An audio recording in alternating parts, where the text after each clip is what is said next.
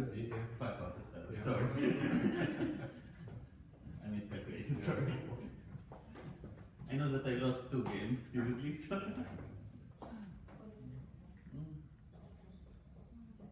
Hi. You can start. So, we are only jumping today. Let me introduce GMI Ahmed Adly from Egypt that will be giving a conference for you today. And what will be about this conference? Well, it will contain 2 parts. Part will be something about why do we learn chess or why do we do chess and why chess is very important for us and for the next generation. And part will be technical about chess, so we will analyze 1 game together. That's very kind. I will think about it for my daughter. That's great, thank you. Thank you. Thank you. Good morning, everyone. It's an honor to meet you all. As you said, this 1 hour is spent together. Hopefully, you will enjoy it. It will contain 2 parts. First part, I will be speaking about why do we learn chess? Why do we teach chess to children? Why do we have to put chess in schools? Why do we have to teach child chess? It's very important for them, and we will know why. And second part, I will be analyzing like game for fun. And if you have any questions at any moment, please feel free to ask anyone. Okay. So, why chess? Chess has long been regarded as a game that can have beneficial effects on learning and development of early ages, mental state, and how does they think. It has been known like that. So the main reason exactly for that is thinking skills. Actually, the main thinking skills contains 6 stages. 6 stages starting from first thing, when you start to teach a child something or any human something, he starts firstly to remember it, then he tries to start understanding it, then applying it.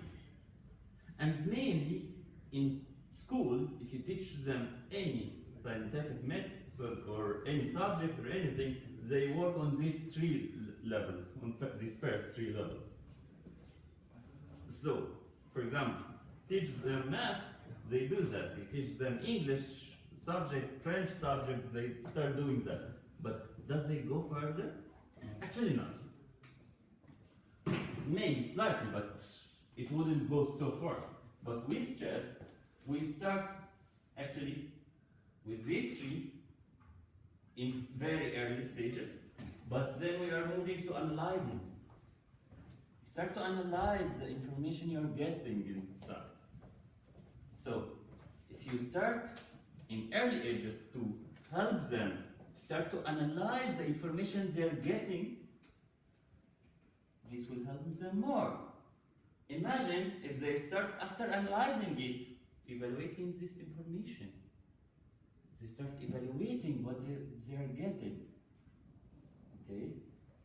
Then, the most important part and the most part we enjoy in chess is being creative. So they start creating it. They start creating something of their own. And that's what gives fun to children actually. Okay, so like the small Mikano, I don't know if you know Mikano, when they build a toy themselves, they start analyzing how you do it, and then they start to create their own. So if you teach them this at early ages, they'll be creative in future. They will know how to build their future. They will know how to analyze the problems and create a solution for it. So, those 3 skills, analysis, evaluation, or analysis, evaluation, and creation, are all involved at every step of chess game. It's a perfect description of chess playing. So, I'd like to speak more critical and creative thinking. Critical thinking involves logical thinking and reasoning, including skills such as comparison, classification, sequencing, cause-effect, patterning, analogous, and deductive and inductive reasoning. Do we see this in chess schools? Do we see this in schools? I don't think so, but we see that in chess. That's why we speak about how important it is to teach chess at early ages, because it improves how they think. Actually, not only in chess, but in their lives also, in their problems. How does they solve these problems, and how important it is for them. So, creative thinking involves creating something new, original. It involves the skills of flexibility, originality, fluency, celebration, brainstorming, modification. How important and how fun it is to teach this to kids. I believe it's very important for their future. I won't go deeper, there's a lot to say about this, but I don't want to take long with this, but I thought it's very important for all of us to know it and to support chess, and everyone of us has his role to go further in future to help his kids, all kids around. You are helping your society if you are helping them to learn or teaching them chess. So I would be very thankful for anyone. Just teach one or two kids. You will be helpful to yourself, your future, and your society. Myself, I have an academy in Egypt, Chess Academy. I'm very proud of it. Wadi Degla Adly Chess Academy. Now we have more than 100 students in 6 months as we started. Okay, so, and we started last July, and now we have more than 100, and I'm very proud of them. And my dream is to change 100 kids' life, and that would be like I did my role for my society. So, thanks a lot for this part, and thanks a lot for everyone supporting this. Thank you. Any questions regarding this part? Yes, please. Do you have some cooperation with this European project, the European School Chess Project? Well, actually, I'm from Egypt, so Egypt is part of Africa. We are not part of Europe. I wish, of course, that we can have European Chess Union support, but currently not yet. Because they talk about the same things in their project, so I thought maybe at some moment, I believe we can do that. I hope, but we didn't do that yet. Thank you. Yes, Where can we read more about your school online, or do you have written materials? Actually, no, I don't have written materials, and it's not online. It's like based in Egypt. I'm trying to do it in Cairo, Egypt. It's like live learning. And information about it online? Yeah, you can find all information about it in in Adly Chess Academy page on Facebook. We have a page on Facebook which puts all info about it. Okay, I have to write that. I will write it for you. How many teachers do you have? I have 2 coaches. 2 coaches. Okay. We have 6 levels training. Yeah. Every level contains 3 months training. Yeah. Okay. We test every month, and kids, they train 2 times per week. Every time is 1.5 hours, so they get 12 hours of training during 1 month, and they get some homework to do back home also. And by the end of the month, we do a test to make sure that they understood the 8 lectures they got, and they are ready for the next step. Yeah? Any more questions? The highest group, how high rated are they? The highest group? Well, actually, since we started only 6 months ago, they didn't have rating yet. Yeah. I would say 1600, 1700, but I expect more very soon. I hope. Are all the kids studying together in like the same class, or do you have? Well, depends on their levels. As we said, there is 6 levels. Each level contains 3 months, So some of them at level 1 month 1, level 2 1 month 2, or level 2 months 3, something like that. But each group contains around 15 students. Are they the same age in that group? Well, we work from 6 to 16. 6 to 16. Yeah. So, should we move to the next part? Yes. Yeah? Okay.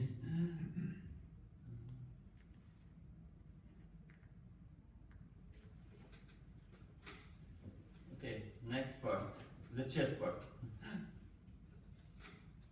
Okay, I thought not to choose something like really heavy with sorry.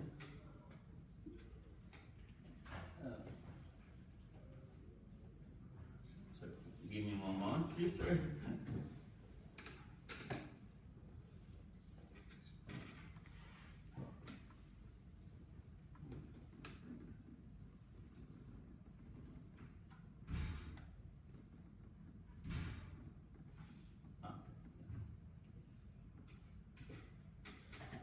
I thought I didn't want to choose something like really complicated or too much to speak, like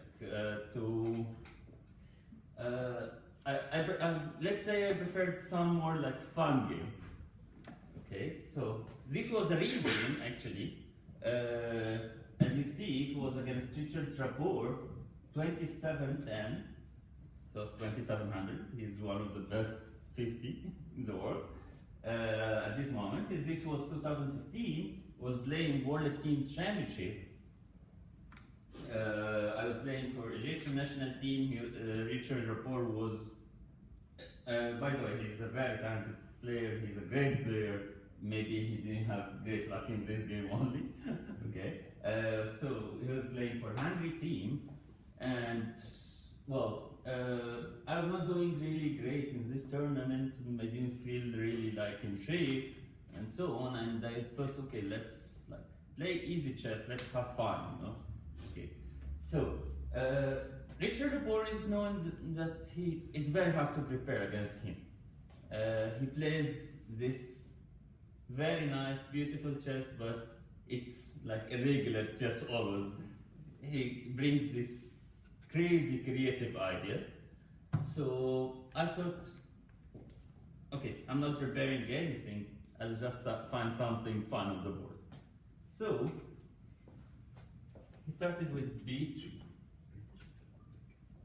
Okay. And it was a5. Okay, let's have some fun. We're out of theory already. Okay. Mind to mind, let's be creative. Let's have some fun. Actually, I remember exactly after a few moves, all the players were watching and what is this guy doing it? I mean, 2710 against 2600 and they're playing this. What? This is out of the rules, yeah? Yeah, but every rule has some exceptions, yeah? So, okay, basically, b3, f5 is a very simple target. You're planning f4, you're attacking this basic idea. You're not developing, you're not attacking the center. It's crazy, yeah, but it looks nice, yeah. So, he played e4, ignoring my attention. Okay, I thought, let's do it. Let's attack, let's make some weaknesses. a4 and b4. Funny enough, at this moment, b4 was an invalid. So we are already, like, this is a new game in move 3, which doesn't happen usually in chess. Usually in chess you find 15, 17 moves at least, and then there is a novelty, yeah? So b4 and e6, I'm starting now to attack this one, yeah? And trying to develop it as French device, but or French opening, but with some strange moves played by white. So he played bishop b2 and d5. Yeah, attacking his center. Of course, I cannot take this because of this one, because of his bishop. So he played a3 And here I thought, it took me some moment, and okay, I didn't know what to do. Maybe I have to take this pawn and think after, you know. Okay, it's a center pawn. Most probably he will take it back very soon, but until he takes back, sometimes in chess you do something which will take your opponent some time to develop it or to take it back or something. Then you start developing your pieces until he does that. So you use your time. Time is very important in chess. So when we reach at this moment, we start to recognize that white is very late already. Okay, he developed one piece. Black developed nothing, but until you take this e4 pawn, you will take some time, yeah? Okay. So he played knight c3, trying to take it, yeah? And what do? Development, right? So, best development here is? Yes, of course, knight f6. Yeah. Because, okay, knight f6 is protecting the pawn, but the main idea is not protecting the pawn. My main idea is take some more moves to develop your pieces. And I'll take this pawn, and I'll develop my pieces instead, yeah? So he played g4. Crazy ideas. Okay, the normal idea was queen e2, which makes more sense, but you can imagine he's playing queen e2 to take this pawn, to have time to take this pawn, but he delays this, he delays this, he delays this, yeah? So you take some time extra to develop your pieces. You don't need to defend it anymore already. You're fine because you won some moves, right? This was the target.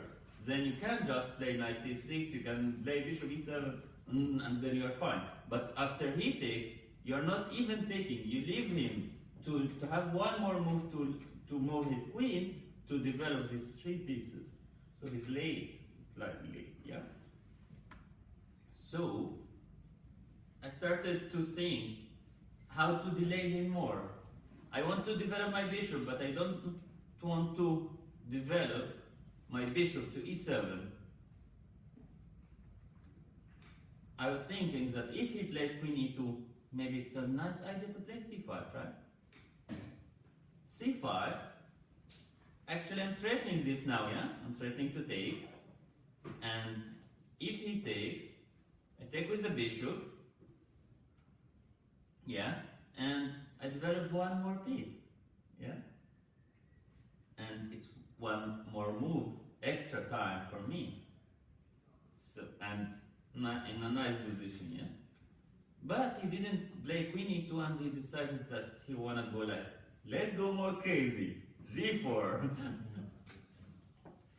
g4 basic idea was, he wants to play g5, yeah? Remove my knight, and then when I remove my knight to d5, he takes with this one. So, for example, if I played some normal move, bishop e7, he plays this g5, knight d5, knight take. Now his pieces are good, yeah? Bishop here is very strong. Yeah? His knight is coming here, his bishop is developing here or here. Your king, you don't know where to castle, because if you castle here it doesn't make any sense, and if you castle here you see all of these bishops coming, yeah? This is like really too much. So, at this moment I thought, okay, I don't want to run to his plan. Yeah, but I need to develop my pieces. How to do that? So, let's take more tempos. Time in chess is called tempo, and tempo is very important. Every tempo costs a lot. So, I decided to play c5. c5, I believe it's very smart because Okay, now if he takes, you take with the bishop, and you are attacking this one, you are ready to play queen b6 because attacking this and f2 also, and you developed one more piece. It's one tempo, yeah? So, I played c5 attacking b4, and if he doesn't take, I'll take myself. Developing my piece with one extra pawn again, and he has to run after this one pawn again, yeah? So, I played c5 and he had to play b5. Okay, good. At least we delayed him one more move, and I took more space in the center. Yeah, so this is good, but now what to do again? He's threatening g5. I don't want to run to his g5, knight e4, all of his pieces coming, attacking me. So, I thought, okay, let's stop it one move, h6. This game looks crazy, yeah? Yeah, but the main problem is every one of us is looking where to develop my pieces. Because, okay, let's say, for example, where would you develop this rook? Where should he develop his knight? Where is the perfect place for this bishop? Yeah? Where should I put my knight? Because if I cannot put here, and if I went with it here, I mean, where is my bishop going? I mean, how to develop these pieces? So it will take some time to understand it. So I played h6, and he played bishop g2. Okay, what to do? I mean, he needs to develop his bishop. He needs to develop his knight. Okay, and this bishop is coming here, hoping for knight take, and then he gets something here. Yeah,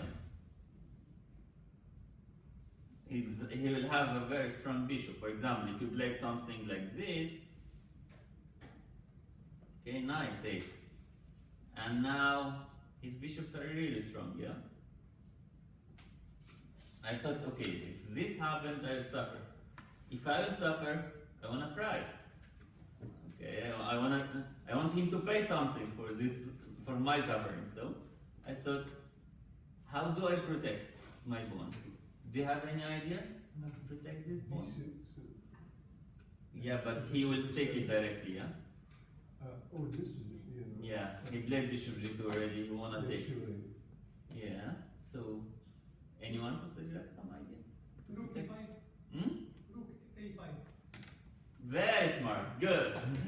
It's actually, he's threatening this one, but this knight is protecting something. So, let's develop my rook.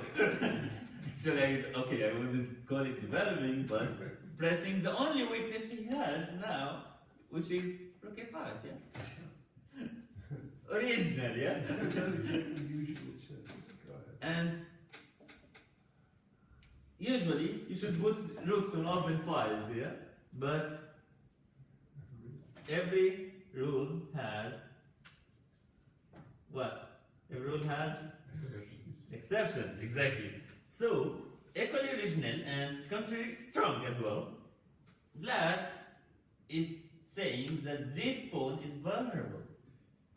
There is a very nice rule in chess called, we call it, when you move a piece, it attacks something, but it leaves some things behind. So for example, if this pawn, you have to remember in each chess game this rule, in every move you are making. Let's say this pawn is here. What is it attacking? It's taking d4 square and attacking e5 and c5. When I think to play d5, it's very good. It's attacking two more squares, but you have to remember that you are leaving some holes behind, yeah? So, every piece you are thinking to move, every move you are making during chess game, you have to remember, you are going with this piece to another square to attack some more squares, but you are leaving something behind. Remember to look what you are leaving behind, yeah? Okay, so when he played this bishop g2, he was attacking here. He was attacking this e5, yeah? But he left the b5. So I started to attack it. Why not? Yeah. So I played rook f5, and he played queen e2, protecting it and getting ready to take. Should we let him take? Should we let him take? No. How do we do that? Bishop d7. Bravo! Bishop d7. Easy chess, yeah? If he takes with the bishop, I would be very happy to change this white bishop. I will not suffer with this main problem with bishops, right? And if he takes with the knight, he still has to defend this pawn. It's fun, yeah? And imagine what was the best move. And actually, after bishop d7 already, black is better. Imagine what was the best move for white. He didn't see it on the board. No, in this position. In this position, what is the best move for white?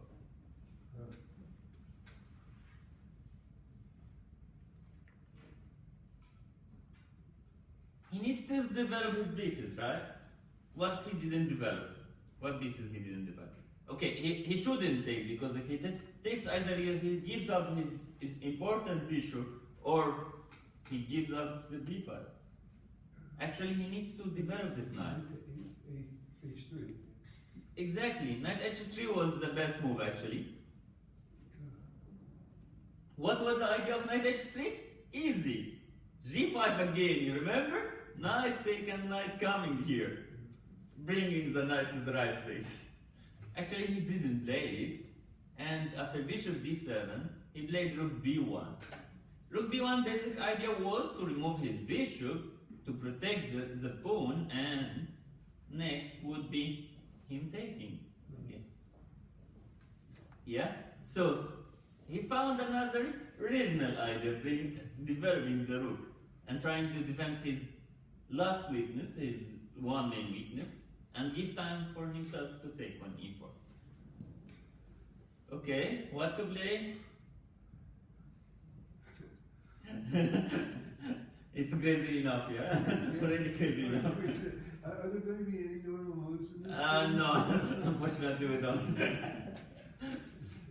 Okay, so, can he take, okay, my main question, is he threatening to take directly now on e4? No, he's not. So, okay, so, Queen b6. I have one more move, yes? But queen b6, it will help him to make the right move, right? Yeah. Okay. Queen c7. He has to spend one more move, right? Does he have other weaknesses other than this? Yes, it's this. So let's go queen f4. So basically my main idea was queen f4.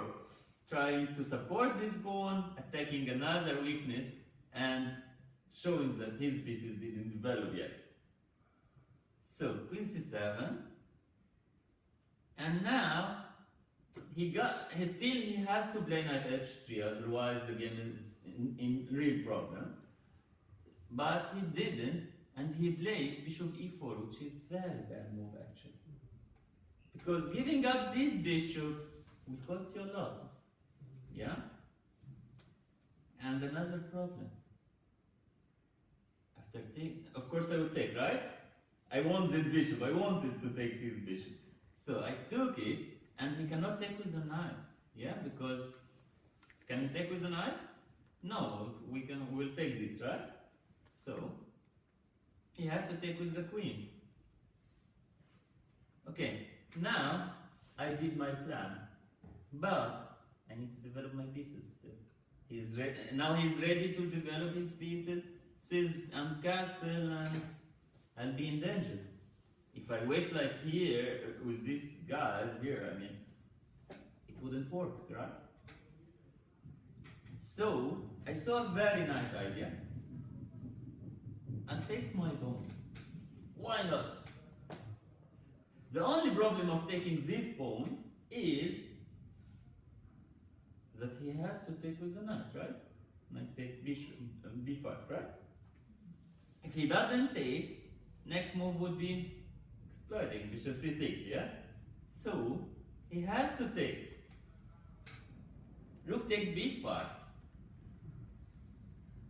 And he has another problem. The only problem when I started to calculate bishop b5 was after rook taking, he will take the pawn and pinning my rook. But I saw a very nice idea, which is, can you suggest your move, black's move? Queen c6, exactly.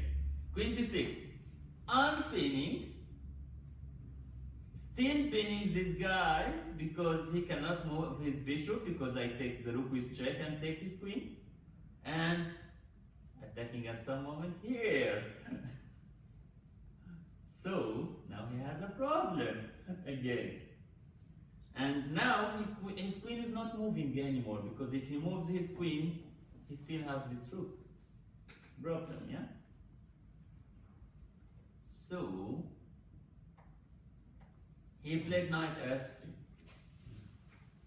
If I take the knight, he takes the rook, right? So time to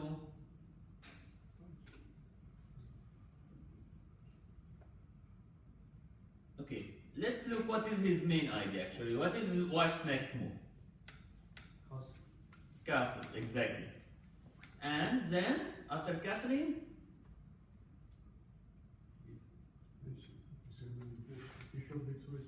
let's say for example, yeah, he removes it, he castles, and next move would be knight e5, right? Threatening this queen, and you start to face problems here, right? So I need to develop my bishops in right places, right? So where to develop my bishop?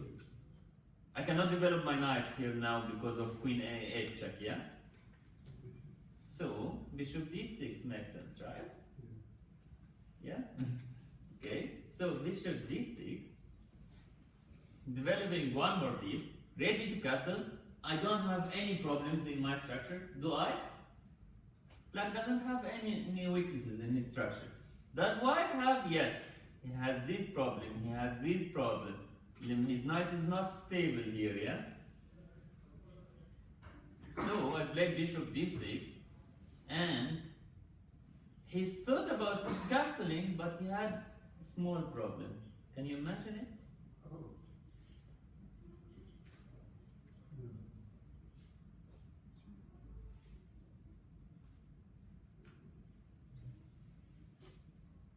Simply castling. Yeah? Because castling causes him a real problem. What is the black's next street? Queen b6, and winning this bishop, winning something, winning some material. And I'm threatening to take actually, because after taking, there will be some tactical ideas to mate him, yeah? Some ideas here. So actually I have the both threats. And let's say for example, if he removes his bishop here, let's say bishop c3. What would you play? Rook take, exactly. Yeah, rook take. Straightening the queen, queen take. What do we do first? Take with check first, yes. King take and knight take. Now we have a rook up, yeah? So he imagines that if he castle, he will suffer with these problems. And actually, yeah, white can play this, but unfortunately he will have to do next move as knight e1. Would you like knight e1? Yeah? Not really, yeah? What would you do next move with black?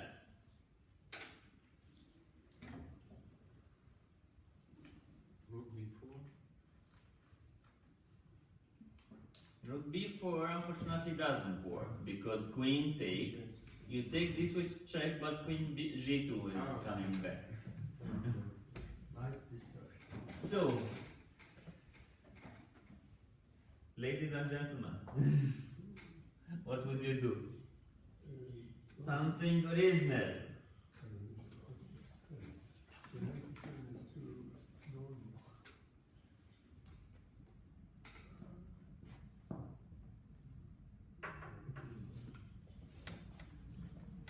What would you do? Tell us.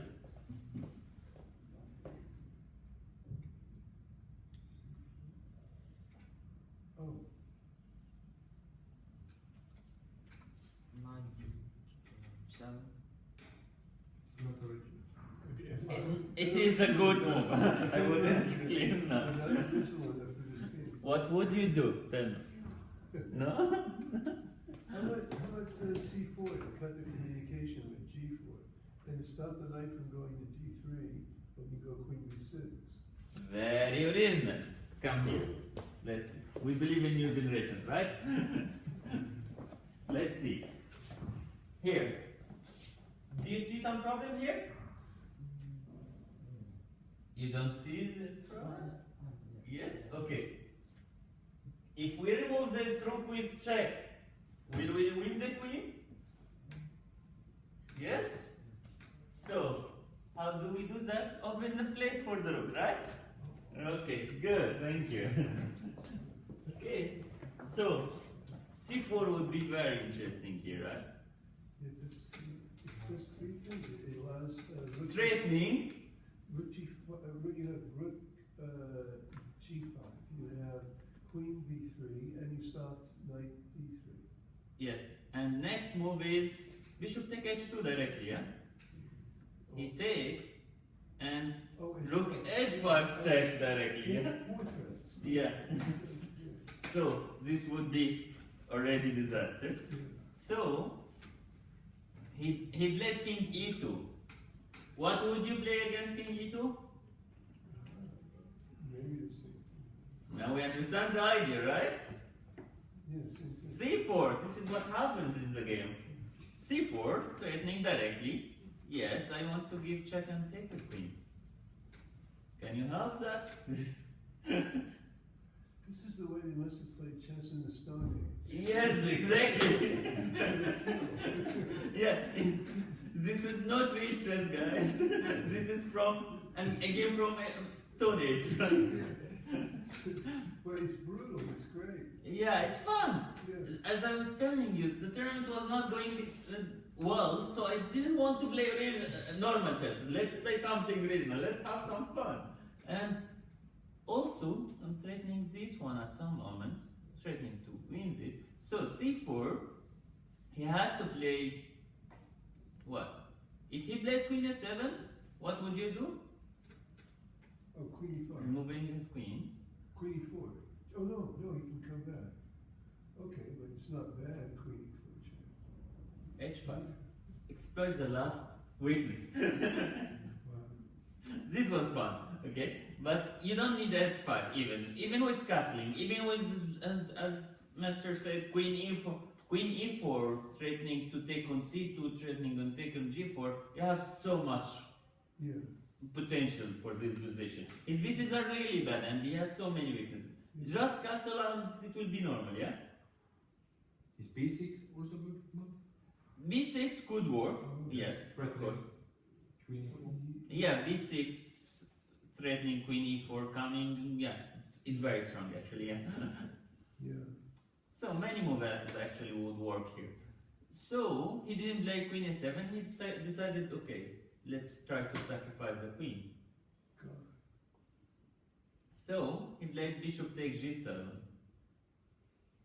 Rappaport is weird. If I take the rook, he takes queen take C6 first, I take with the knight, and then he takes the rook back and he's pawn up. Wow, I still have some problems in the game. Yeah. I don't mind. Okay, I will win the queen. I'll take your back. I'll win the queen, yeah. Rook E5. Check. Knight take and queen take. What does he do? Yeah, take the rook. Now he has two rooks for the queen. Fine, you're good, but you have so many weaknesses, right? these pieces are very misplaced. Usually two rooks are slightly stronger than the queen, right? Yes, please. Why do you don't play queen e4 before last moves? Let's say here, so if I play queen e4, Yes. I will have a small problem that after removing his king to f1, You take the rook. yeah, but the problem is I'm pinned. There is a pin on the king. Ah, sorry. So you are not removing the rook, and his next move is this one, yeah, unfortunately. Okay, thank you. You have queen, it still goes, you have queen takes 9 threatening something. I can go queen take, but after queen taking here, with check, I'll have to remove this knight c6, for example, and okay, he can just play something like this, and I'm not really sure it's like enough to win. Thank you. So I thought to win the queen is good, it's a good idea. And he has to take, and I take this. And after he takes, yes, he has two rooks, but he has so many weaknesses. This king is seriously weak, yeah? His pieces are really misplaced. This knight and bishop are really misplaced. I can take even c2, but not original, right? So, we are still in original game. So, what to do now? Tell us. Exploit weaknesses. Where is weaknesses? C2. You wanted to give queen e4 check, right? Yes, C2. He has c2 weakness. And one old weakness was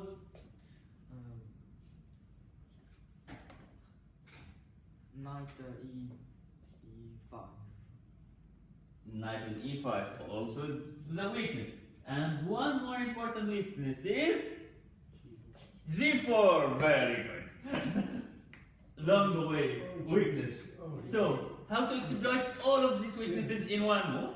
C3. Exactly. Open the game. And c3, showing this bad king misplaced. I'm threatening this. I'm threatening to win this. I'm threatening queen c2 and this one. Exploiting all his weaknesses, right? So, do you enjoy this game? Is it good? So, c3, he had to defend this e4 check, so he played f3. Actually, the best move by engines for white was to play king d3. Okay, this is like really too far, but this was the only way to defend all of these weaknesses. What is the evaluation? Still black is much better. Yeah, but almost lost already. Yeah, but how to exploit the problem of queen d3? Bishop take, and check. Because if he takes, what do you do? Check. And now he loses this one. Where do you go not to lose this? Okay. So he goes king b2 and you give check and take the b. Yeah? So, okay, but this is like really too deep. There was also another idea I had if he played king d3. I wasn't really sure, I was checking it on the board, which was how to exploit this king's problem. Where is your last piece? Search your last piece. You want to develop this knight to give him check. Where do you develop it? A6. Knight s6, good. Threatening knight c5 and still black is much better. This was another idea to do. But he didn't play king d3 and he played f3. Protecting the g4, protecting this e4. So, you are much better here. How to exploit the game? Yes? Queen f4. Bravo! Very good. Okay, so it is, yes? He has a problem here and he has a problem here. But remember the weaknesses, right? How to push on these two. It's queen f4. Actually, okay, due to engines, queen f4 is not the best move. The best move was queen d4. but this is not what I played on the board. Queen d4 with the same idea. You brought the great idea, and I played queen f4 at this moment. He took. What do we do now? Hmm? Don't you take this? You gotta take a knife. You could. You will be almost winning, yes. But Wow. not original. Not original. What is the weakness?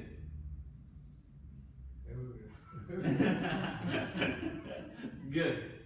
The most important weakness in chess is exactly. Do you see a problem with this thing? Bishop c5. Exactly. Bishop c5. But what's that? It's threatening check, and his king will be in some trouble, right? For mana, it is not clear, I think, but we can just take this. You can't just take the piece and say you're fine, but there was a problem. Rook before? There was a problem with bishop take e5. It's rook b4, threatening the queen. You cannot move, because if you go to queen g5, what does he do? H4. H4 exactly, and he wins the piece back, and now you are in a problem, yeah? So unfortunately I cannot take. So it was bishop c5, right? You can't take, so... Hmm? Because he's gonna lose the bishop. And then the guy will have 2 rooks and a bishop with queen and a knight. It's an extra points for Yeah, 2 rooks against queen. If he survived with this, it would be yeah, very tough. So Yeah. queen d4 was put because queen c3? Exactly, queen d4 was the right move. Exactly. But I had to work with this, so bishop c5. Sorry? Was it good for black anyway to catch the piece, maybe on e5, play queen, rook before queen g5, h4, and just step back with the queen to g6? Something like this, It's very good for black also. this. But Like maybe I you thought can- queen g6, Yeah. bishop takes, Yeah, maybe some, and some knight c6. yeah, maybe you can take on c2 before that also. Yeah, but you need to remove this rook and bishop first. So now some knight c6, rook here, knight take, rook take, and queen take, and black is okay. King e3, I'll take this one, and yeah, you're very okay here, but I'm not really sure that you can easily win No, this. no, no. Check, king, yeah, queen here, this one, and you're slightly better, yeah, but I'm not really sure how to win this. No. Yeah, but this is like too far and too deep, and I thought he still has some weaknesses. Let's attack it, yeah. And it was bishop c5. Sorry for it. Yes, please. But the other line, if you take on c2 first, before you play knight c6, It was king e3. It will lead to the same. Yeah, okay, so you have not, okay, to this. So our friend here is asking. I see, yeah. Sorry, yeah, I'll show our friend. Yeah. Look, before this one, this bishop take. So you are asking for queen c2. Yeah, maybe. Yeah, king here. Knight c6. Knight c6, rook. E4, maybe f5, maybe. This is okay. Could be rook b5 is the same. Yeah. Oh, okay, yeah. Leads to the same position. Yeah, Exactly. okay. So I saw bishop c5. He played rook b5. Okay. I missed queen d4. He missed how to defend it. So he played this rook b5. And now I can give the queen e3 check, right? But don't always hurry with check, because after queen in e3, king moved, and I'm not really sure how to win this. F6. Yeah. But he's threatening the bishop. How to protect the bishop and remove the defender of the weaknesses? Again, the weaknesses. So, how do we do that? 97. 97, exactly. He cannot take. Can he take? He captured the rook. If he takes, no. Yes, we will do this. King, queen take with check, and finish. But does he have any other options actually after 97? am threatening to take actually. Because after I take, sorry, my next threat is take. If he takes here, I take on f3.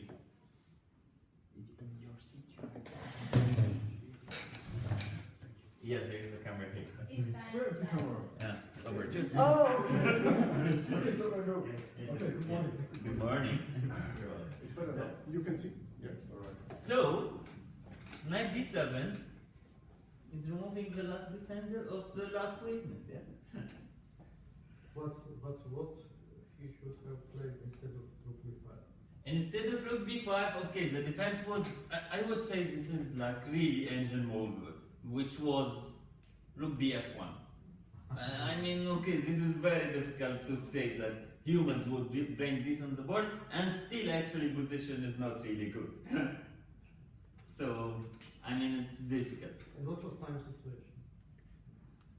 Well, I don't really remember. That was like 3 years ago, but not much time actually. I claim because I mean we spent so many in quite long time. I mean to spend on these calculations, you know.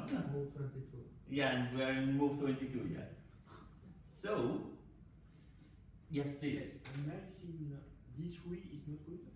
Queen e3. The problem is my main idea is to remove his knight because Queen e3 is coming with check, and then this knight is defending the f3.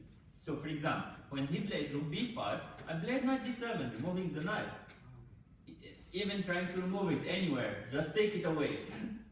He played knight take d7, and now Queen e3 check. He has to go here. King f1, of course, it's mate in 1, yeah? So he has to go here. What do we do? Queen take f3, good, with check. If he goes here, sorry, if he goes here, what do we do? Take the rook. Hmm? Take the rook. You can take the rook, it's good, but also you can remove this bishop with check first, and then take the rook, yeah? Yes? No. So he played king d2. How do we do? G2. Queen G2. First. Yeah, Queen G2 and then take the rook? Or take the rook at once?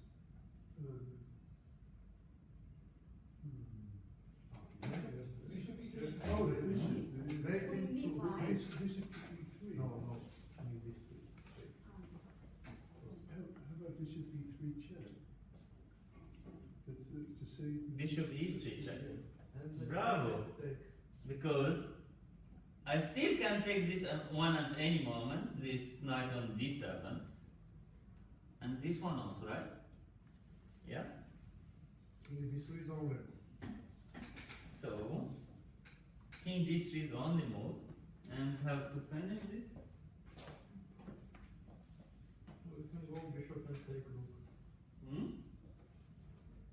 Bishop e5. Maybe bishop f2, maybe. At least winning a lot of material. No, maybe.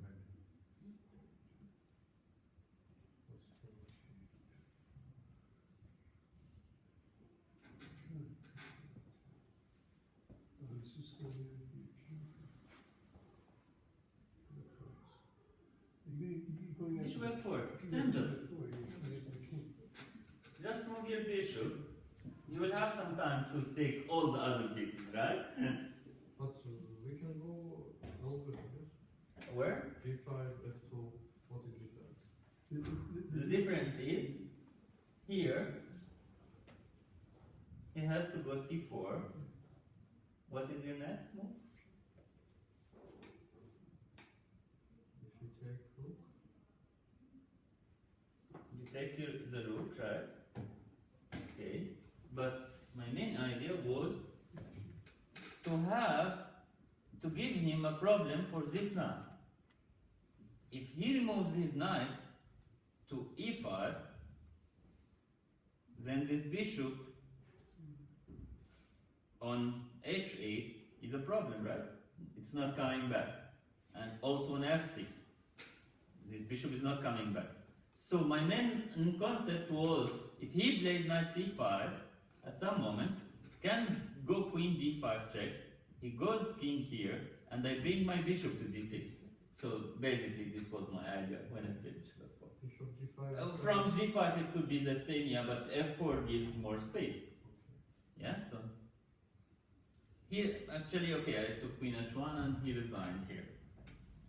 He resigned or? Yeah, already, because if queen h1, for example, knight d6, check, king, check, king, and he can just take the pawn, and his pieces are not moving.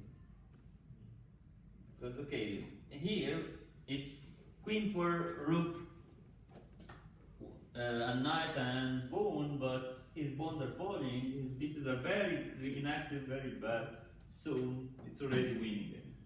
Even when his pieces were enough or good, they were always in 3 groups. Exactly. So, most important is quality of pieces, not number of pieces. So it's already winning. So here is that. Hope you enjoyed it. Hope it was really good. Thank you. Thank you. And this was one of my most crazy games ever. I played many crazy games, but this is one of them. And I really hope you enjoyed it, you learned something, and if you have any questions about chess now, we can answer. So. Do you train much yourself? Yeah, quite a lot, yeah. According to the schedule? Well, actually, I try my best to do it on a schedule, but sometimes I fail. How many hours a day do you train? Well, averagely, I always make sure that at least I do 2 or 3 hours per day, but my usual day would be 6 hours. Yeah, okay. Is that all day or just Monday to Friday? Well, I usually take 1 rest day per week just to make sure that I can refresh a little bit. And how does your training, what does it look like? Is it openings or do you train endgames? Well, you have to do everything. Chess is very wide, and you always have something to learn. Yeah. So I always start with 1 hour tactics. Yeah. It should help always. On the internet? No, actually, I prefer books. Yeah. Can you recommend some good combination book? There's hundreds of good books, Yeah, but okay. lately I was reading Thinking Inside the Box for Jacob Ager. This is the latest book I was reading, and it What was was the name of it? Thinking Inside the Box. Yeah, thinking. Okay. Yeah, for Jacob Ager, and this was really fun. I liked it so much. This is my last book. I read a lot. I mean, but yeah. This is concerning middle game and end game. I prefer books. For opening, yeah, and you have to work on computers always, and also you can do some books for opening, but books wouldn't be the main resource, yeah, of the opening. Yes. Have you read? You mentioned that every pawn move leaves weaknesses. Yes, behind. exactly. Have you managed to read Small Steps to Great Changes by Senchenko yet? It's all about leaving squares behind. I think I read some article about it. I didn't read the book itself, but it's yeah. But this is a very old concept. Yeah, I mean, but it's filigree, but he writes a whole book on it, and he has new insights. yeah, sure, always. Yeah. Do you also watch videos? Always, yes. And play with some internet, of course? Yeah, I'm quite good with blades actually. Last World Championship I was 17th in the world. Yeah, okay. At some moment I was 27-30 in blades rating, but now I'm 26-75. Okay. And actually I'm moving from here to St. Petersburg after we finish Sitges. I'm moving to St. Petersburg World Rapid and Blitz Championship, so I hope I will do good there. So. Do you play blindfold chess? Yeah, sure. You always have to. Because blind is not about blindfold chess. It helps you in calculation, in depth, in your calculation depth during the game actually. Do you play against an opponent, or do you, when you play blindfold chess, or do you try to play? Well, I against do opponents? sometimes against opponents, Yeah. but my main blindfold training is I do some position which is from books, from calculation books, Yeah. which contains something really deep calculation and many variations, and I remove the board. I just see the position, I remove the board, and keep thinking for 30-40 minutes. It will help to improve your blindfold and improve your calculations also. When you start with chess? Well, I started, I was 7 when I started to play, like with my father and my family. Yeah. When I started training, I was 9, and my first international tournament was, I was 10. Yeah.